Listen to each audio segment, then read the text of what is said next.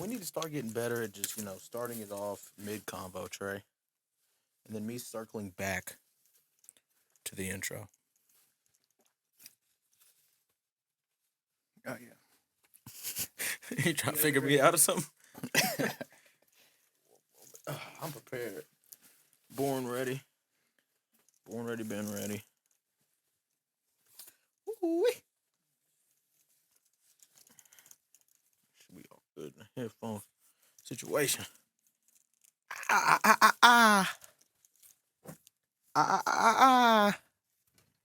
Yes, Lord. We at home, Trey. This is home right here. Home number 3. Home number 4. My 4th home right here. Fourth home? 4th home. What's 3? Insta Classic Street. Instant Classic. Insta Classic Street. It's the name of the street. It's the song, bro.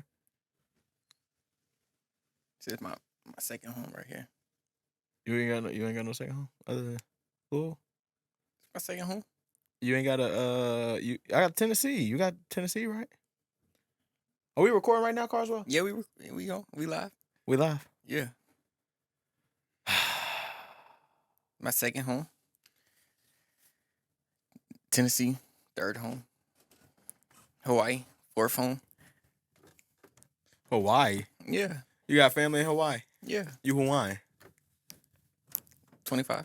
You bullshitting. 25% Hawaii. I don't believe you. I ain't 25% Hawaiian, but I am Filipino. You're Filipino. That's amazing. I'm just good old regular basic black and white, baby. Basic. Like a zebra. Black and white. Like a zebra. Welcome back, everybody. Instant Classic Podcast. What episode is this, Trey? 1, 2, 3, 4, 5, 6. 6. Episode 6, ladies and gentlemen. Clap it up. We made it to episode 6, Trey. What up? What up? We made it 6 entire episodes. They scared of the 6. Yeah, they scared of the 6. You understand me? So we'll call this the what should we call this episode? Let's give it a weird, kinky title. I don't know. Let's call it. Well, last week was the I need some females. Jeopardy music, huh? Last week was the week of the female. Females, yeah. Week of the female. So what's happening this week? This year is the week of the. We'll call it the week of the. I need some Jeopardy music, I'm telling you, because this is going to take a long time. We'll figure it out some point in this video. I can't call it right now, because damn it, we got a lot of topics to cover, ladies and gentlemen. A lot of things been going on in hip-hop. And I think at the forefront is the man of the hour, the man with the goddamn plan, the man with the bop, Kodak Black. Kodak Black. Are you seeing what's going on with Kodak at 21, Trey? I seen a little bit of it. You seen a little bit of it. Oh, and by the way, to introduce ourselves, I'm Cameron Major, at Cameron Major with 2 R's on Instagram, and he is Trey at TVATR3 on Instagram, and we are Insta Classic. Can continue? I seen a little bit about. The part I seen was 21, like, saying, like, he got mad because Kodak went on an interview. Yes. With Let me ask you this. Did you see the interview? It was a Drink Champs interview. First of all, shout out to Drink Champs. Shout out to Nori and DJ FN. I fuck with them boys heavy. And a lot of people have criticized their interview style, including other podcasters, saying that, they don't ask the hard questions. They're too easy on artists. I'm fine with that. I love that. I think it's, it's cool. They showing love. That's all. But I feel like all the interviews don't ask the real questions that everybody really. Now, some of them do. You know who used to do that? Who? Charlamagne the God. Oh yeah, Charlamagne the God used he to be the no nigga fucks, you would go to see the real rigorous raw shit being asked. Yeah. I don't know what the hell he got going on these days. Have you seen Charlamagne the God? He's like real big. Sellout is what we call him. Where I come from, we call him a sellout. Not really. He's not full sellout. I'm just playing. That's just the narrative. That's the narrative thrown on his name. I wouldn't call him a sellout, but I would say that he lines up with some ideals that the real Charlamagne, the old Charlamagne, wouldn't have lined up for. Yeah. And sometimes I look at it like it might be for monetary benefit, but I could be wrong. Shout out Charlamagne the God. He's a legend in the game. But Drink Champs interviewed Kodak, and in this interview, Kodak, a lot of people think he seems very drugged out, pilled out. Yeah. Which has been a big thing around him lately. if you would see this, I wish I could ask you, do you feel like he's turned or if he's like on pills? I can't tell really. He kind of seems like he could be with the way he's talking, but then some of it is just that Florida vernacular. You feel me? Now, Some of it's just him being from the Noya. I feel like he is off something. What But makes you think? What makes you think Kodak's off something? this way, like, I know he got the southern accent, the Florida accent, Mm-hmm. but the way like he's talking, his little moves, because I've seen people on drugs and shit, but Yeah. that's really not none of our problems though. So we shouldn't be worrying about if he's on drugs. But I know fans are like want to look out for him. Yeah, they're just concerned for him. Yeah. Concerned for his life and shit. But you're right. It's his. Yeah. If that's his vice, that's his vice to deal with. And nobody should waste their time. You know. Hopefully he'll get on the right path, but that's his problem. Well, here's the thing. Look, on drugs or not, a lot of times when Kodak talks, I understand exactly what he's saying. Yeah. And this 21 Kodak situation is a situation that I think is a perfect example of no real wrong side. You know what I mean? Yeah. People feel how they're feeling. So now, you understand both sides? I understand both sides. Yeah. Now, if I had to pick a side, though, gun to my mom's head, hey, dude, pick a side or she's gone. What are you saying, 21? I'm going 21. And I'm a big. I think Kodak's a way better. Listen to me. I think Kodak is a way better artist than 21 Savage. Don't get me wrong. I think Kodak is a legend. 21 is too, but I think Kodak is artistically miles ahead of 21 Savage. But the thing is, I don't know. I need to hear something from Kodak that actually makes it sound like 21 switched up on him. I don't know what if he thinks that 21 switched up on him because 21 said, "I think I would beat everybody in the XXL freshman class in a versus," which most people are saying that's what Kodak is mad at. Kodak is mad because 21 said, "I'd beat all the niggas in a versus," which he's supposed to feel like that. But you think like Kodak's hating a little bit? Or like not hating, but like a little jealous. Like, man, I just don't. I don't see Kodak as being the jealous type, but he could be. I mean, I would see that. I think that's more the case than 21 being fake. I think Kodak is closer to being jealous than 21 is to being fake. Because 21 ain't doing no wrong. 21 doing his he's just doing his own shit. He doing his own shit with Drake. Doing his own shit with Drake. But I heard Akademiks bring this up, and I think this might be another aspect of it, is Drake has been promising Kodak a feature for a long time. And Drake always tries to make a song with him and then say, hey, drop this song. Yeah. Or, drop this song and let me feature on it. Drake wants to feature on it. But Akademiks says that Kodak is sitting looking like, why can't you let all these other artists hop on your songs? Why can't I hop on one of your songs? Because Drake keeps on trying to just get Kodak to do a song and have Drake on. Yeah. So he's been playing Kodak like that for years, apparently. It's what a lot of Kodak fans say. But what's worse? I mean, what's like better? Him hopping on his song or him hopping on a Drake song?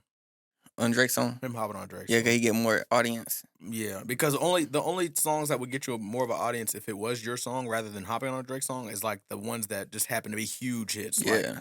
Like the once in a lifetime kind of hits. Like Look Alive with Block Boy JB. Those songs don't come every now and then. Like, is Dirk on the Drake song? Is Dirk on the Drake? Yeah. Yeah. Yeah, Laugh Now, Cry Later. Oh, yeah. That's probably the best Drake song of the 2020 so far. Laugh Now, Cry Later was amazing, and it had me so excited for Certified Lover Boy. Have you heard that album? CLB? Yeah. That shit was half good, half mid. But you gotta think about it, like, equaling mid. Because Drake was dancing like a while back, dancing to Kodak, no flocking. So classic nigga. Yeah. So maybe Kodak really thought in his mind like Drake should have. So whose side are you on here with Kodak and 21? Like I'm like on 21 side. Mm-hmm. I feel like Kodak. He's probably not hating, but I feel like he's a little jealous. To get some context to the viewers, ladies and gentlemen, so Kodak came onto this Drink Champs interview, and on the interview, they asked him a question because they do this thing on Drink Champs where they say this artist or this artist, and if he doesn't answer or he says both, you have to drink. They asked Kodak, they said 21 Savage or Future. Was that who it was? I don't know. It was 21 Savage or somebody. It might have been 21 Savage or Future, but Kodak said the other person that was not 21 Savage is who he would pick. And then he proceeded to say that he thinks 21 is fake and he's on some weird shit ever since he dropped his album with Drake. Now, 21 came back. This is where I kind of disagree with 21 on, is he came back on Instagram Live and acted like he was talking directly to Kodak. I feel like he didn't need to come out and say anything. He could have just went to Kodak directly, but he wanted to wanted the drama. He wanted to get something out of the drama. So he said, "Fuck it, I'm gonna make sure everybody hears this." He goes to Instagram Live. 21 Savage says, "Why is this nigga in his feelings? You ain't my type of nigga anyway. We don't have the same morals. I don't do certain shit just for money." Okay, you talking about this 6ix9ine How you rap? feel Yeah. about that? Because how did you feel about Kodak doing a song with 6ix9ine after snitching, knowing that Kodak is a big street staple, especially Yeah. in one of the biggest fucking street regions of the world in the fucking core of Florida? So at first I was like, well, really, it's their business, so like I didn't really care. You feel me? Plus, it's for $1 million, but then when I heard Kodak's verse, I was like, he's really like this explaining why he took the Yeah. why he did it. But here's the thing is, like, 21's response to that would be, there ain't no amount of money you could pay me to do a song with a snitch. Some things mean more than money. You feel But me? I feel like everybody says that until the opportunity really comes to I'm them. confused, though. What is so... it's not like him getting on a song with 6ix9ine. He just got money out of him. Yeah. That's all he did. Like, they should be clapping it up like, oh my God, this nigga basically Yeah, fucking finessed them. squeeze a rat for some cheese. Yeah, that's what I was saying, yeah. But fucking, I guess, I don't know. I don't know. But prayers up for Kodak if he is on drugs and if he is going through a problem with Perkies and if he is taking fake pills like a gremlin. Oh, does 6ix9ine fuck with Whack 100, right? Yes, I think Whack 100 2 facilitated that verse. Because a brand paid for it. The brand that they like in the music video, the brand they keep on showing. Yeah, that brand paid Kodak $1 million to hop on the song. But I feel like there's a lot of people talk about Whack 100, like, do a lot of people talk about Whack 100 being with a snitch? Or I think Whack 100 is different. They do, but like Whack 100 is such a polarizing figure, and that everybody has an opinion on him. Everybody either loves him and thinks he's dope. That's how I love Whack 100. Whack 100 is dope as fuck. Everybody either loves him or they think he's fake as fuck and a sellout and he ain't for the whatever. So what do you think but it's about like, I love Whack 100. Yeah. I think he plays with people a lot. I think he starts beefs out of nothing a lot. So he knows what he's doing. He's smart. He knows what he's doing, and I don't think he's a threat to nobody though. Like, I really don't think he is. I think he knows people that'll do stuff for him if it really got serious in situations. But every time I see Whack 100 beefing with someone online, it feels like he's really just playing. Like, I don't know why no one would like take him so fucking serious and get so angry at him. Niggas be on here ready to kill him on that Clubhouse. But you know, I'd be like, do y'all not get his method yet? Yeah. Like, he knows he knows how to pull strings. Yeah. You feel me? He knows how to pull strings. That's why I fuck with him. But what I see in him first over anything though is a businessman. And I respect that. Over anything. I respect that. I think that's what he would tell you too. Speaking of Whack 100, I wanted to bring this up as a topic. Today on No Jumper Adam and Whack show had Tariq Nasheed. You know Tariq Nasheed? Yeah. Black activist, big black activist. And they started talking about stuff about black whatever, have and have nots, you know. And I go to the comments and it's just interesting to me. They start talking about in the comments, Whack 100 don't need to talk about blah blah blah. He ain't educated enough. He ain't educated enough. Blah blah blah. But I watched the video and I'm kind of agreeing with Whack on everything. Now one thing, right, that Whack said in the video that I agree with, that Tariq Nasheed and them was all kind of disagreeing with, was do you think that slavery made black folk better? Do you think that we are better where we're at now because of slavery and because of all the fuck shit that happened? Slavery, segregation, all that stuff. Because Tariq Nasheed said that in Florida they're trying to do something like, I forgot the whole goddamn complete thing, but he said that they're trying to angle it like we need to be grateful for slavery or something, right? That's what he said? He said, no, in Florida. He said that Florida's trying to make it look like that right now, or someone in Florida is. And Whack said, are they wrong? Whack said, are they wrong about saying that we're better off because of slavery and because of what happened and because of segregation, all that stuff? To that you say what? All right. Hot seat. That's like saying like, a lot of sponsorships on the line, Trey. Think carefully. Think carefully, Trey. No, but like for real. So they saying that slavery is like, do you or do you not believe that black folks should be proud of slavery, Trey? No. Explain. Well, like, because we don't know like what would happen if slavery didn't happen. We don't know what would happen if slavery didn't happen. Yeah, we wouldn't even, we wouldn't be here right now. Right. Well, everybody knows that. I mean, we wouldn't be here right now if JFK didn't get shot. But we would probably be here, probably but wouldn't be in this exact same spot either. Yeah. Everything in life has led to this moment right now, of course. But do you think that it was that was the word they used, was beneficial? Do you think slavery was beneficial for black people in the end? And Wack 100 said he agrees with Florida. That's what he said.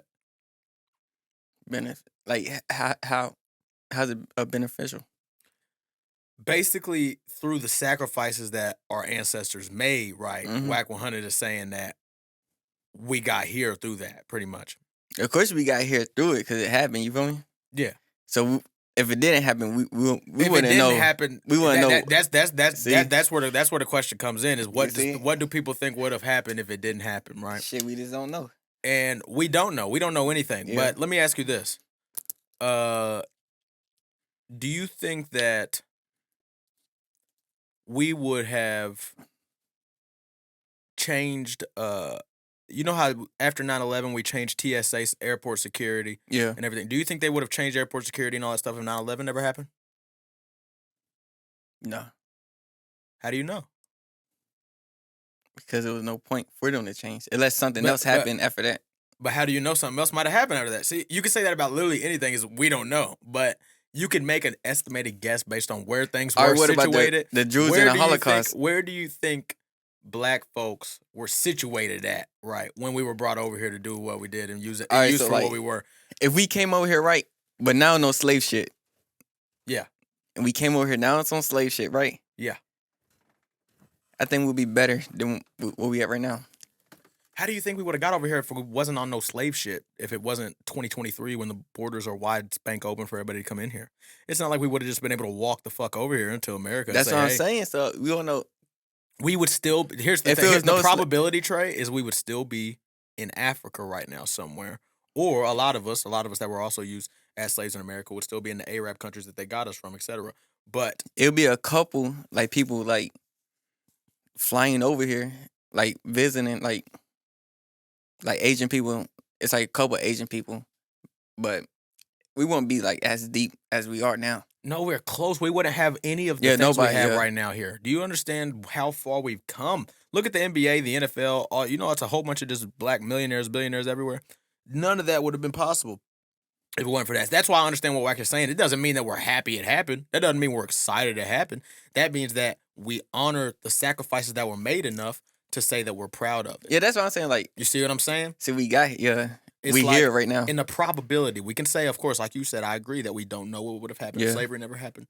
But we can make a great guess that we wouldn't be nowhere close to where we're at right now. Because this is literally just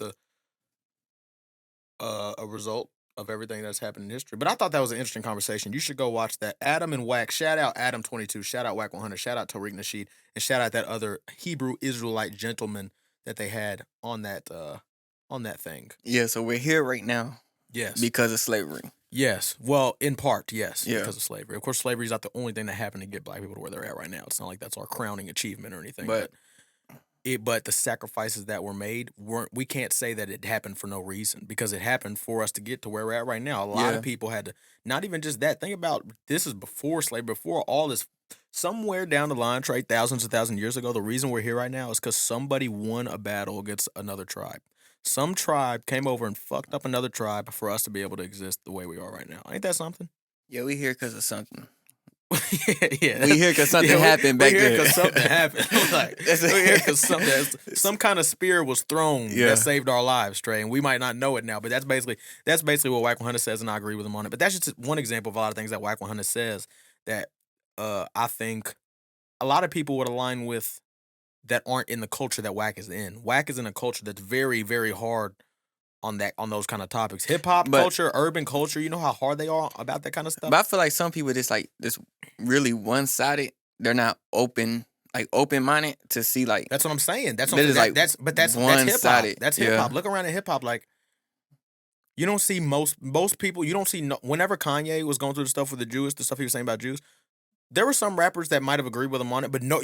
How many people did you see come out and defend him on that? It was very nobody. Everybody hated him after that. Yeah, and I'm not even talking about. I'm talking about before he said DEFCON 3 on Twitter about, because that warranted some, criticism. So I understand rappers not being on his side about that. But like even before that, when he was just calling out the Jewish businessmen, the Zionist businessmen that come into hip hop and squeeze these dudes out of money, See, that's true. no rappers were coming out on his side. Because they would have been in the same boat Kanye was in. But it probably been worse for them because they lower rappers. Yeah, right.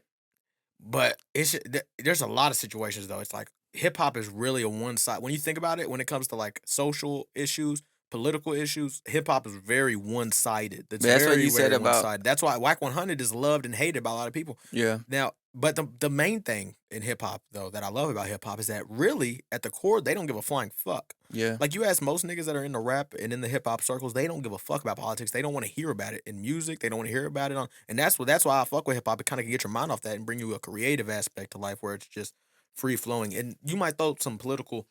J. Cole might throw a political bar in here and there, but no one wants to just hear him talk about politics all day. No one wants to. That's not what hip hop is. I feel like the type of rap I listen to, like more street rap. Yeah. And like they not even worried about the politics. That's what I'm saying. Yeah. And that's the main rap that's controlling the world right now, street rap. I mean, if you look around. So, yeah, but it can be a bad thing or a good thing, too. It can. It's a blessing and a curse. Yeah. It's got its pros and cons. But, yeah, that's first topic. 21 and Kodak, man. So, at the end of the day, summarize it. Pray for Kodak. Pray for Kodak if he is on something. If he isn't, keep going, Kodak. I loved the new song he dropped last month. Forgot what it was called, but I loved it. It was a really good song. I fuck with Kodak's music so Kodak, heavy. top 5. Kodak is top 5 right now? Street rap. He probably top 3. I'd agree. Street rap, I agree. Yeah. He top 5 street rap. Anyways, moving on. Now, I wanted to bring this up. Keith Lee. Have you seen Keith Lee? You ever been on TikTok and seen a young black man with some dreads named Keith Lee going around food? Yes, food reviews, restaurants, right? I did see something about that earlier today. Yeah, so Keith Lee versus Atlanta. He goes to Atlanta and allegedly, I didn't see the original video that sparked this controversy. I just kind of gotten summaries from what I've watched. And Keith Lee had some harsh criticism about a restaurant he went to in Atlanta. Apparently, he sends his family in first. The family goes in and sees what the service is like before he gets there so that they know it's not different for him. He got there and they let him skip a line where people were waiting for hours. Apparently, the service was bad or something, etc. And he critiqued it, and a lot of people do not like his criticism of these Atlanta restaurants, saying that... You seen that one dude went off on him? Chad Ochocinco? Yeah. Yes. How you feel about that? That's kind of what everybody that doesn't agree with it thinks is... They say, this is their argument, is that they already have to deal with enough in these small restaurants and in these restaurants in Atlanta. Like...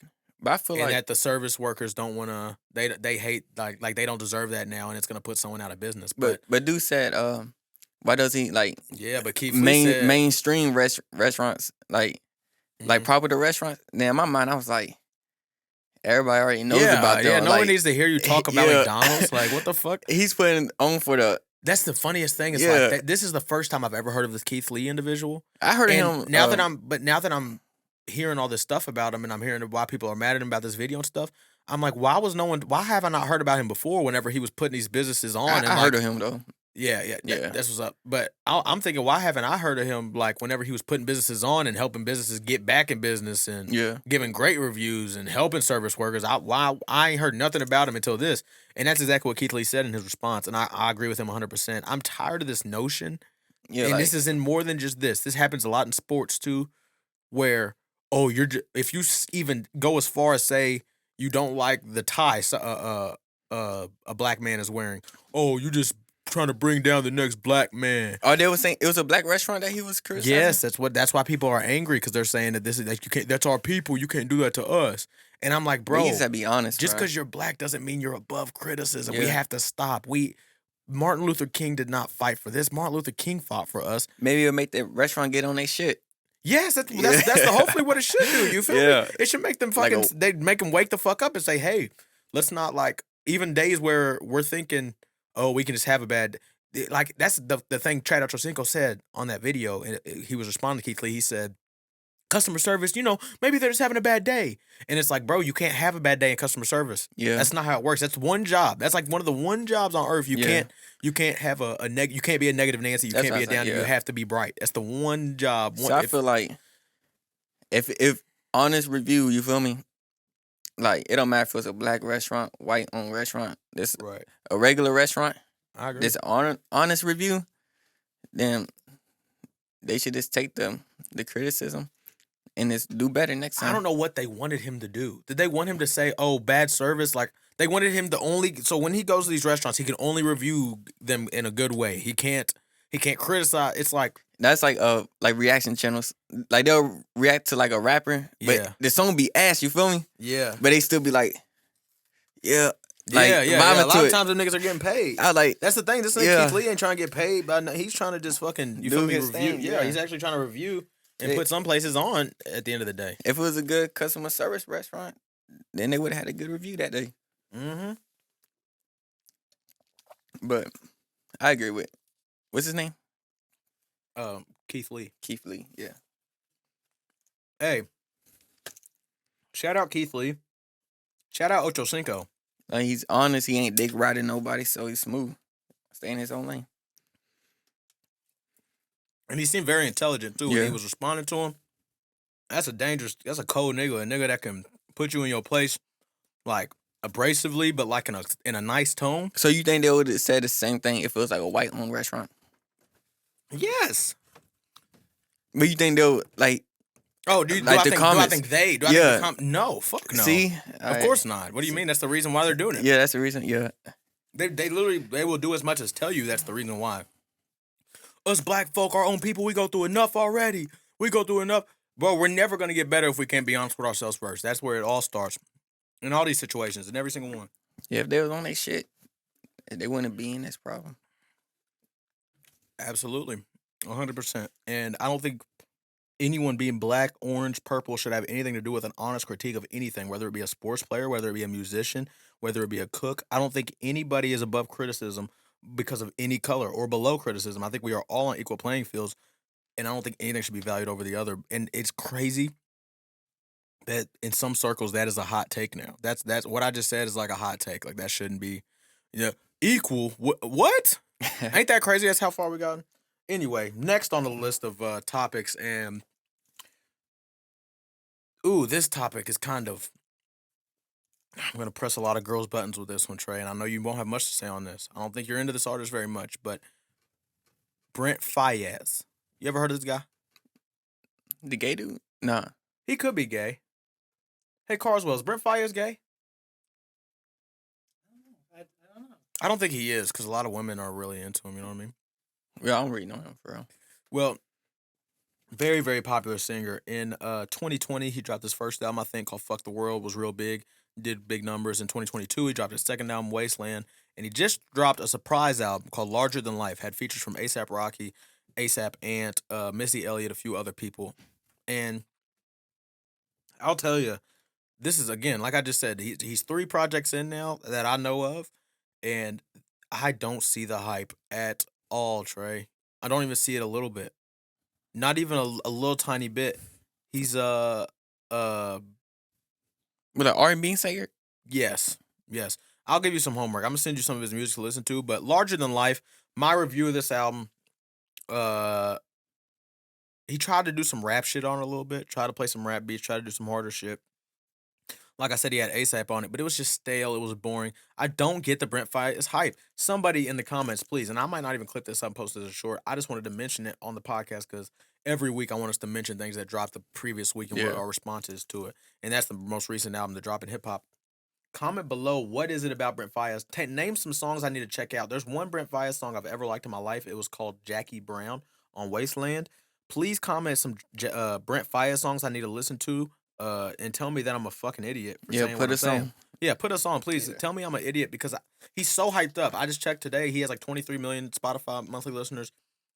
Girls, I'm telling you, be posting him like none other. Because he kind of also rap a little bit. He raps, but he's mainly a singer. You know the song that's like by Gold Link that's like, you see money all around me? That's him singing that. I feel like I'm the man. Ooh, yeah, ain't bad at all. Nigga in high school, that motherfucker. I know he Yeah. killed that motherfucker. Yeah, he That's killed the that, first thing I yeah. ever heard him do. That motherfucker was hard as fuck. Yeah, He's that someone shit singing on hard, that. yeah. You came out of hiding, girl. I used to be. Yeah, that oh my shit god, I hard. used to be lit to that motherfucker. He making in high shit school. like that now? No, kind of a little bit, but to me, it's just I don't Played know. out? It's like it's not played out. He's talented. He has a great voice, but every song just doesn't have any climax to me. It's like stale. It's just lifeless to me. It's like it feels. Yeah, I know what you mean. Yeah. You feel me? It don't feel like I could sleep through it for real. I had to listen to it. But shout out Brent Fayez. I messed with him trying the beats that I did here on the project I was hearing. And there was a couple songs that I thought were all right on my first listen, but I only listened to it one time and I was at work, so I was kind of in and out. Need to give it another listen before I have a full review. But again, let us know about the Brent Fayez hype. We're going to make sure Trey gives Brent Fayez an ear in the near future. That's all we got to talk about in terms of most recent albums to drop, other than last Friday, Trey. We got a new album last Friday from the City Girls. You just deflated when I said that name. I just saw the air. Nah. I just said you popped like a balloon when I said that. You feel the City Girls. What is your opinion on the City Girls, Trey, as a whole, in general? JT and Carisha. They cool. I don't really listen to them like that. I would hope not, right? I mean, shit. Where are you bumping the City Girls at in the whip? That's what I say. I don't really listen to them. So I can't really say nothing on them for real. Okay, well, from what you can see, from what you know about them, what do you know about them? You know one song by them, right? We all know Act Up. Yeah. You know who wrote that song? Who? Lil Yachty. And Yachty's a songwriter, Bro, he's a tastemaker of the Yeah. generation. I'm telling you. Think about that song, Act Up, as a song, launched the whole new wave of female artists. The whole new wave started because of that Act Up. You can get snatched up. City Girls, that's one thing I have to say about them is no matter what we feel about their music, at the end of the day, their impact was ginormous, specifically in the female hip hop scene. And gotta give them kudos for that. Whether they deserve all of what they've gotten or not. So what do you think about the album? I haven't listened to it. Are you serious? But I didn't even know it dropped till about 2 days ago, right? And I'm the biggest hip hop fan you're ever gonna find in your life. I swear to God, I had no idea they dropped an album until I saw a video of somebody talking about it sold 10,000 first week. Sold 10,000 first week. Debuted, I believe, 117 on the Billboard Top 200. So, and this was their first album in 4 years. So basically, City Girls have no relevance musically whatsoever. We all know Carisha has been having something going on with Diddy. You know about this? Mm-mm. Diddy is kind of Carisha. Carisha's kind of Diddy's side chick, pretty much, but she hates being called that. She wants to be called the main. So, but that's just a whole other mess that we'll get into another day. But the City Girls sell 10K, and who is the main guy in hip hop that critiques sales? Akademiks. Yeah. Akademiks is the main guy you go to when you want to hear someone talk about sales. So he gets on and he starts talking about how the City Girls flopped, which they did. 10,000 for the City Girls with all the notoriety JT has as being Uzi's girl, and as much as Carisha has for being Diddy's girl, and then both being big celebrities. Still, like, even without having musical relevance, they're still relevant as fuck wherever they go. They're still popping. It was crazy to see Akademiks say that they flopped, which was obvious. And he kind of has something with Carisha. Oh, you said it's crazy. No, I'm saying it's crazy that. Let me finish. It's crazy that he says this and then gets some backlash, right? Specifically from the City Girl community, as expected, right? So one of the main people that had something to say back to Akademiks was Saucy Santana. Saucy Santana is homeboys, I guess. I guess he's a homeboy of theirs or homegirl. I don't know what they would call him. But he is a home friend. He is a friend. A home somebody. Yeah, he's a friend of the City Girls, right? Yeah. And he came to their defense, flew in to save the day, saying that he wants to fight Akademiks. Akademiks agrees to fight. Just off the Yes, just off him saying that they flopped, pretty much. From my understanding, that's what happened. Yeah. From my understanding. Akademiks says he agrees to do it in Miami or something. I forgot what happened after that. That led up to Saucy Santana posting another video saying that he will fight. He'll whoop the shit out of Akademiks and then fuck him. So basically saying he will rape Akademiks. Now, this is the craziest story I might have ever heard in my life, right? Akademiks gets on his live stream and he begins to kind of speak on or hint towards he has a lot he wants to say about the situation that he can't say or he will get canceled. And it brings tears to his eyes. I have seen grown men threaten Akademiks' life. Real street niggas threaten the man's life. And it took Saucy Santana to make this nigga break. I don't feel like he's breaking. You don't feel like that was him breaking? I feel like he just got so much information that he just No, you can't can't. say it. No. Every other beef that ever happens, he don't give a fuck about what he's allowed or can't say. But Meg maybe the Stallion and Tory. yeah. He's still loud about Meg didn't get shot, all this other shit. And Rock Nation, Meg's label, who wants to keep a good connection with Akademiks. Akademiks has to keep a good connection with these labels. That's one of the reasons why. But it's the first time I heard Akademiks actually want to meet up and fight somebody. No, I've seen it other times. Other times where he agreed that he would do it, but it just never came into fruition. Maybe he just got so much information that he can't say it, so it just hurts him. But why can you say all this other information and stand on it and say that you're the real? You can't be the one. He's the one. Akademiks is the one media personality that always says, I'm going to keep it 100% real. You're getting the 100% truth from me no matter what, and niggas are going to have to deal with it. I've never been with the industry shit. The industry's got to fuck with me because I'm the nigga that, you feel me? You can't be like that about every other situation, and then when it comes to the gay community, be scared of them and cry. Because the gay community... It makes you look like a bitch. The gay community is something that some rappers can't talk about. Or not rappers, but media people. He can talk about it, though. He chose not to. Akademiks is the one person, he doesn't have to answer nobody. Akademiks is an independent creator. He's not under no, like you know how the baby gets on stage and says the thing that the LGBT community don't fuck with. He get canceled. Yeah, because he has a whole label and a machine that has to back him that is with the LGBT community. Akademiks is the machine. You see what I'm saying? Akademiks don't got a machine that has to back him and that can stop him from being him. But he can probably get canceled from like Twitch. If Akademiks has not been canceled up to this point after everything he has said before. But he talked about the gay people yet? He said that he don't fuck with it. Like he's not. Yeah, but I know, but I mean, what does he have to say about gay people? What does he have to say? What could he not say right there that he's holding back so much? That's something we don't know because he didn't say it. Maybe it's just that important. It's that so important that it made him cry because he couldn't say it. He's so much of a... Yeah. That just makes it... I'm not saying he's a bitch because I don't think his situation makes him a bitch, but I'm saying the optics is you're a bitch. That's just the optics. That some situations just make you look like a bitch. You know what I mean? Or maybe he just... Even if you're not a bitch for it. For example, USC quarterback Caleb Williams projected to be the first overall quarterback in next year's draft. USC loses the other night. A big game. It brings them to 3 losses, so their chances of getting a New Year's Six Bowl are minimal. Caleb Williams goes over to the crowd, jumps on his mom's shoulder. His mom puts a piece of paper over his face, and he begins to cry.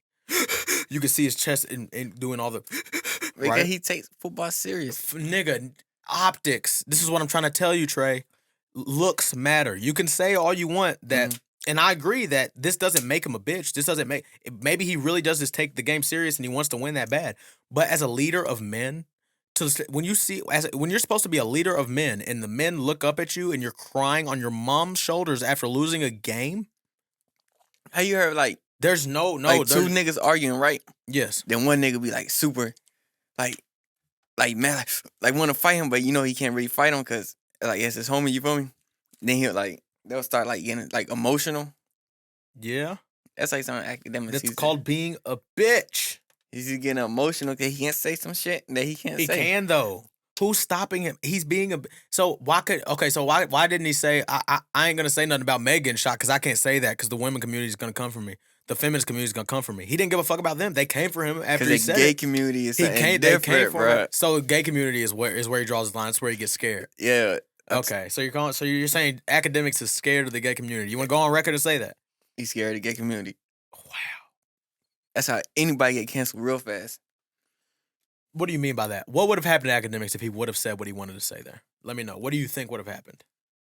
I think like real niggas, like real people would still fuck with him, you feel me? But I feel like he'll get like a backlash.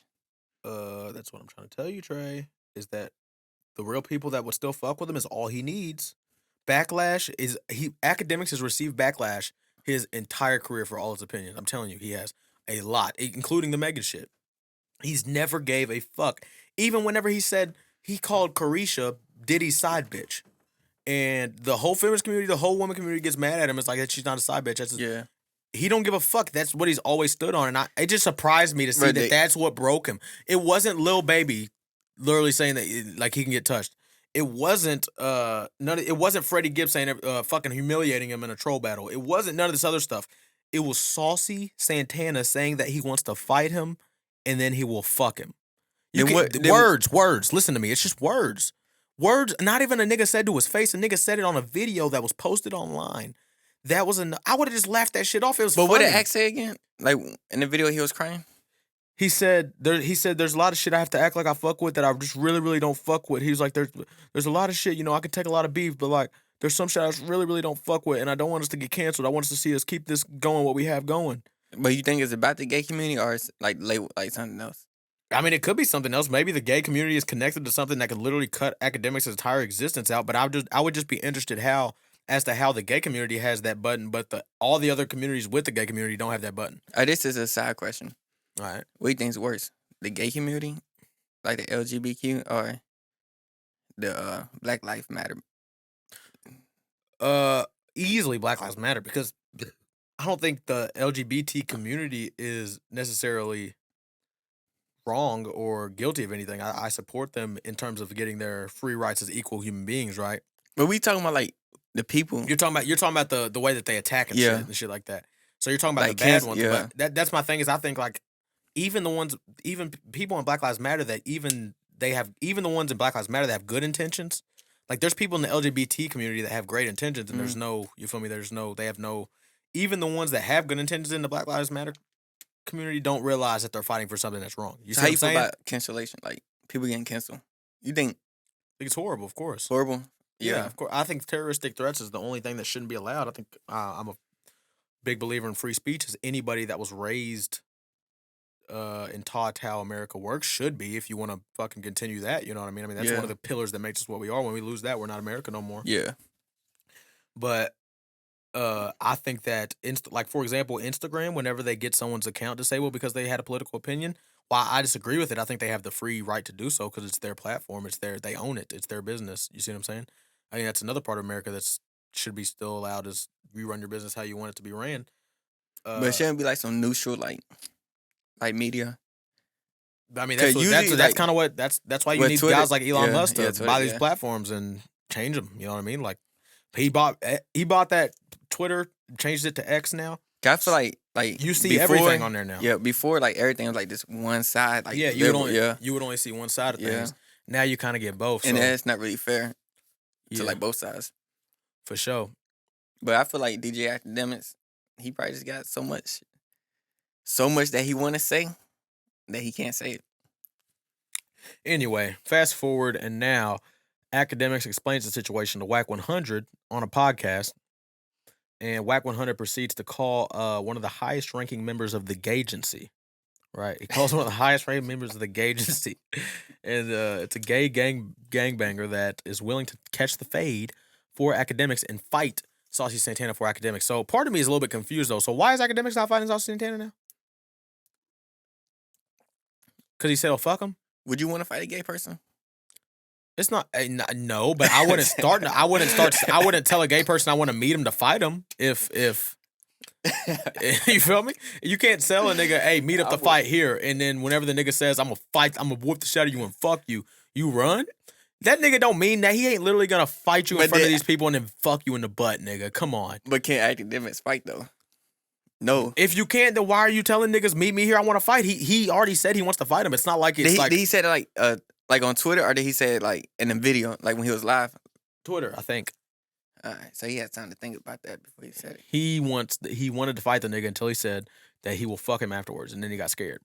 And I'm like, really? I'd be a little scared too, bro. Y'all niggas are weird. You really think he would genuinely do that? Wherever y'all are at, nah, he's gonna whoop your ass, and he's gonna do pull his dick out and fuck you in front of people. Yeah, he wouldn't do that, but he wouldn't actually do it. He's talking figuratively. But maybe this Whack just wants to get into it. It's like a nigga saying, "I'm gonna beat your ass and piss on your grave, nigga." But they don't literally mean it. But maybe they want, like, Whack wants to get like a part of it, like.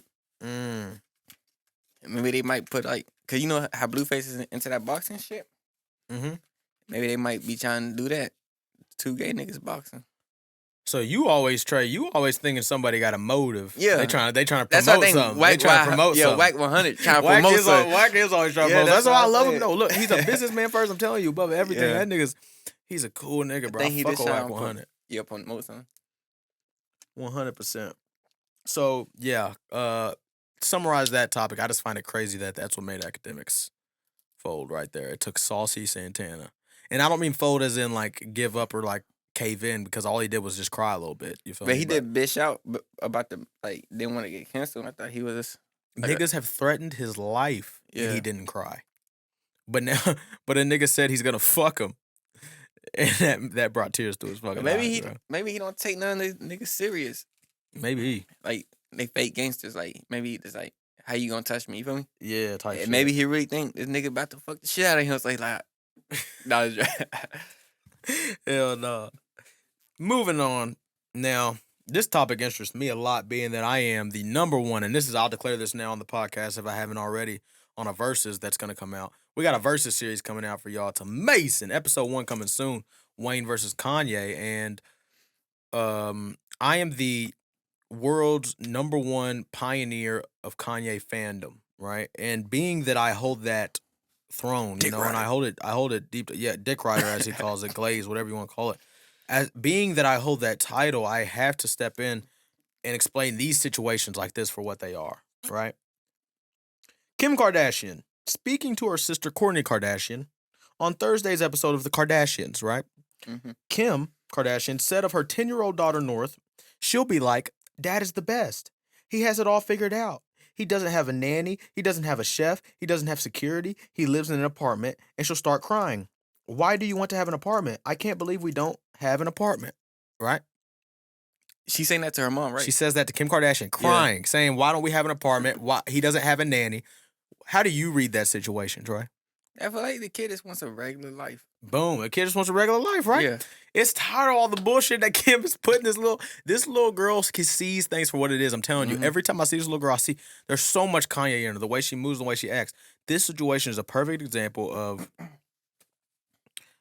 parenting, but not parenting. Yeah. She's with Kim, but when she's with Kim, she's not with Kim. I'm telling you that right now. She's not. She's with handlers. She's with nannies. That's why she said there's no nanny over there. She's actually getting quality time with a parent. And there's no security over there, she said. She wants a normal... Sometimes these kids, all these famous little kids, that's what they want. They want to live a normal life. And that's why I fuck with guys like Cole, Kendrick, dudes that can separate the artistry from their real life. They got a personal life, and then they got some of these guys mesh it, and it becomes one thing. Like guys like street dudes, and I support it. I fuck with it, but like their everyday life is clubs, streets. You feel me? They'll raise their kids too, but it's not like in a family structure. It's not the way that it's supposed to be. Kanye and Kim, that whole situation is a big mess. Northwest is far ahead of her age. She is a smart-ass little kid. I read a whole interview she did recently. She did her first interview. She's 10 years old, and she says she wants to eventually own Skims and Yeezy. You know, Skims is Kim's underwear. Yeah. Shit, and Yeezy is Kanye's brand. So, shout out to Northwest, the next prodigy. I don't know if she really understands who her father is. You know that, Trey? Think about that. That is Kanye West's child. Do you understand that? That's a good thing. Kim Kardashian's child, too. I mean, that's whatever. Yeah. That's cool. But, like, no, that's Kanye West's child. That's crazy. And... But maybe she looks at her dad like... She loves her dad, every time. Not even just that clip that like has been going viral. Like but she does. As Halloween, she just dressed up as the Kanye bear. Yeah, so... She missed that nigga like crazy, and they don't let him be around them as much as they should, in my opinion. From outside looking in. Of course, we don't really know how long they're fucking really seeing him. We don't really know. On the outside looking in, when you watch the Kardashians, when you hear on the outside looking in, it sounds like he only gets them every once in a while type shit, and she's the main caretaker of them. And that's why she's always crying, trying to get over there to that nigga. He has, like you said, normal life, normal apartment. But that's a prime example, too, that essence is very important. Kim is a big personality in the world. I was telling you this earlier, Trey. Humans have there's two parts of humans. There's their personality and their essence. Everybody right now, especially celebrities and people that are really immersed in culture right now, has a whole lot of personality, very little essence. That little kids strive for essence. When she goes to Kanye's house and she has simple time with her dad to connect, no security, no baggage, no nanny, no nothing in between them, nothing else to think about. Yeah, that's essence. That's bringing essence, because that's the essence of life. That's essential, is family, just normal. You feel me? Shelter. That's it. Just food. Boom. You feel me? You're good. A lot of people need more essence, especially the kids.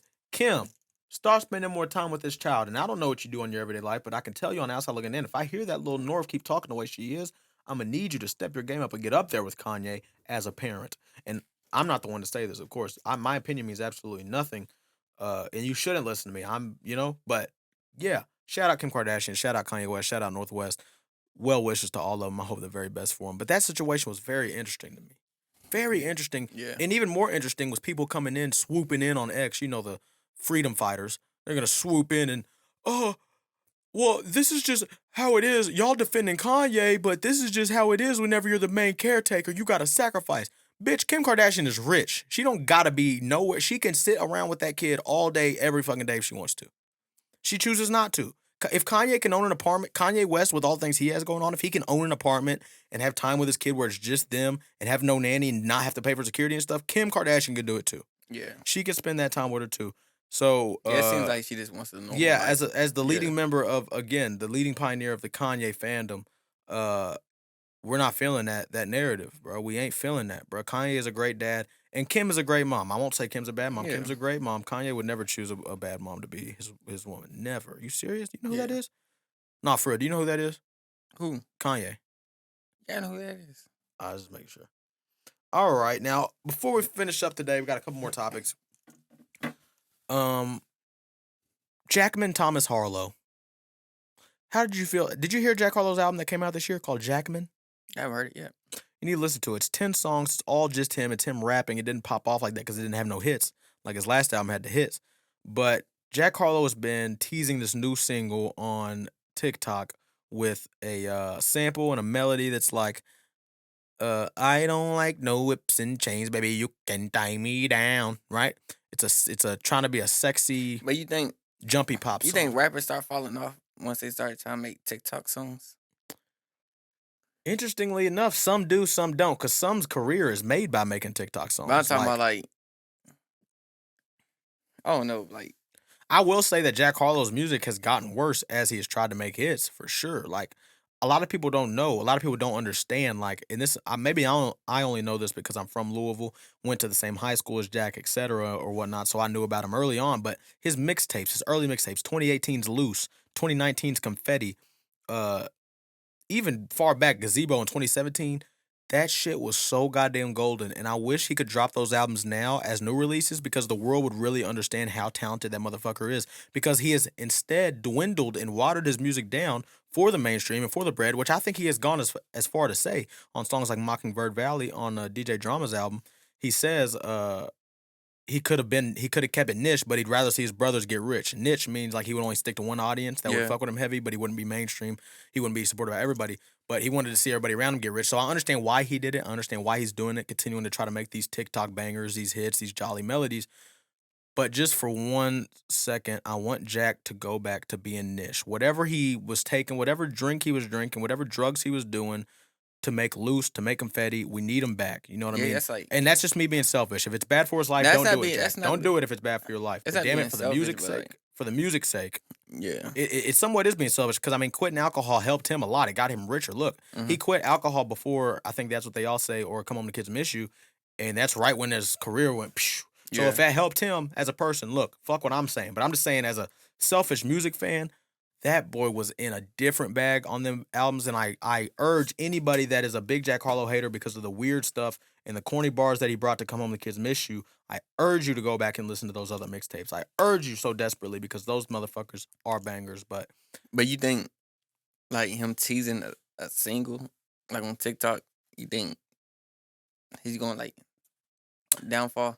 No, he ain't going no downfall because he is one of the artists right now that has both. He already has both sides. He has an actual music fan base, an actual like standing in music, and the TikTok fan base. He's not like a Babytron or a Too Rare or even like a Ice Spice where like majority of their fans and their listeners are coming from TikTok. Like he could just drop this song without TikTok and it'd still be straight. I don't think it's a signal of anything other than the quality of his music is going to continue to stay at this one level that it's been on these last few albums because he's not going to try to, again, be niche, as he calls it. He's going to continue to try to be more mainstream and get more bread, which more power to him. I salute him.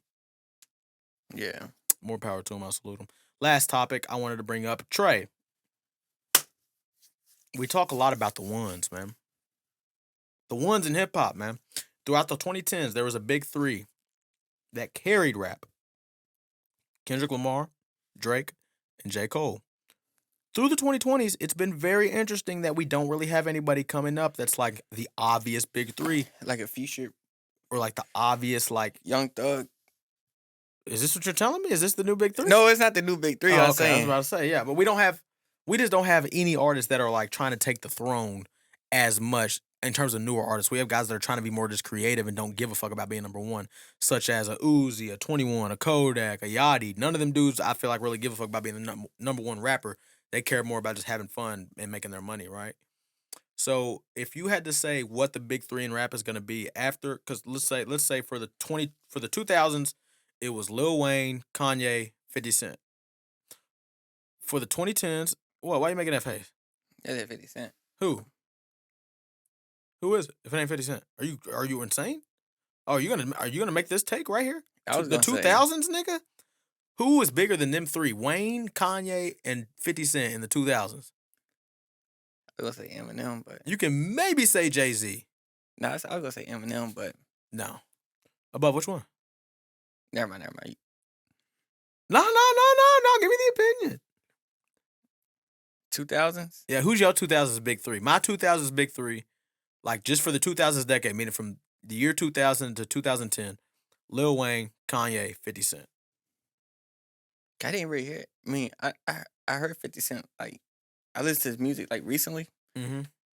Like, 2000s. Like, he was the first, bro, 50 Cent, you know what he's done for real?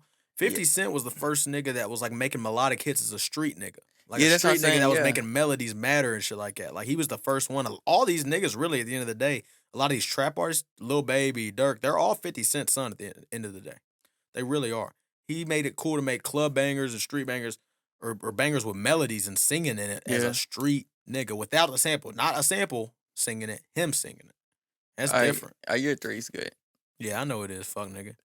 Yeah. Settle. 2010s, Kendrick, Cole, Drake. Everybody knows that, I'd say. Now, 2020s. Who would you say is your big three of the 2020s thus far? We're 3 years in. I would say Kodak. But like his biggest hit was probably like Super Gremlin. Of the 2020s, yes. The Super Gremlin for sure. 2020s. Roddy Ricch. But he fell off. Yeah, he did. But he do got some hits, though. If that's your big three, hey, this is your big three, not mine. Big three of the 2020s. Young Boy. No, not, but yeah, Young Boy, yeah. I feel you. No, I feel you for sure. My big three, moving forward, too, I think this is what my big three is going to be. I think these three right here are like the ones that are going to carry culture, right, for a while. No, Lil Baby. Over Roddy Ricch. So, Rita, what's your three? Baby. Kodak. Young Boy. Okay. So, you went more the street side. I think that, this is just my estimate, I think within the next 2 or 3 years, we're going to see a shift because the street stuff's going to get a little old, the trap sounds, the trap drums. I think it's going to make a slow shift towards more like spacey noises and melodic shit like Playboi Carti kind of shit. Yeah. I would say the big three is going to be Baby Keem, Lil Yachty, and I want to say it's between Jid and Gunna for that third spot. 2020s, right? 2020s. Right. I think they're going to carry the 2020s. They've got off to great starts. I think all three of them, Lil Yachty, Jid, and Baby Keem, all have top 5 albums of the 2020s so far. Amazing albums, and I'm waiting for all of them to drop more music. But they have been killing it, those four. Those four mainly, including Jid, too. Jid's fuck out of here. If it weren't for Jid being in his 30s already, I don't know if you know who that is. Jid, he's one of J. Cole's artists. He dropped... Yeah, you show me him that. Yeah. The best album of the 2020s so far is called The Forever Story by Jid, I would say. It came out last year, 2022. To this very moment, heavy in rotation. Dance Now is one of the dead-ass greatest rap songs I've ever heard in my entire life, with Kenny Mason on that song. So you say that album, in your opinion, The best of the 2020s so far. Yeah, Jid got it. Jid got the best album of the 2020s with the Forever Story so far. It was so goddamn amazing, flawless, literally flawless. I mean, it's like there's no flaws with it. And if he keeps doing that, if Jid keeps making albums on the level of the Forever Story, then we'll be talking about him with the Kendricks, with the Kanyes, with the Coles in no time. Just give about 5 to 10 years. I heard he's got a collab project coming with Metro Boomin. I gotta hear how that shit sounds. Oh, yeah. Jid over Metro Beats would be insane. But yeah, so I already got my top album for 2020. Your top album of the 2020s? I think it came out 2020. What album? Top? Nah, AI Youngboy 2. That's 2019. 2019? Yep. Try again, fuck nigga. Yeah. Try again, fuck nigga. Gotta go with top. All right, bro. You got anything else you want to say? I'm straight.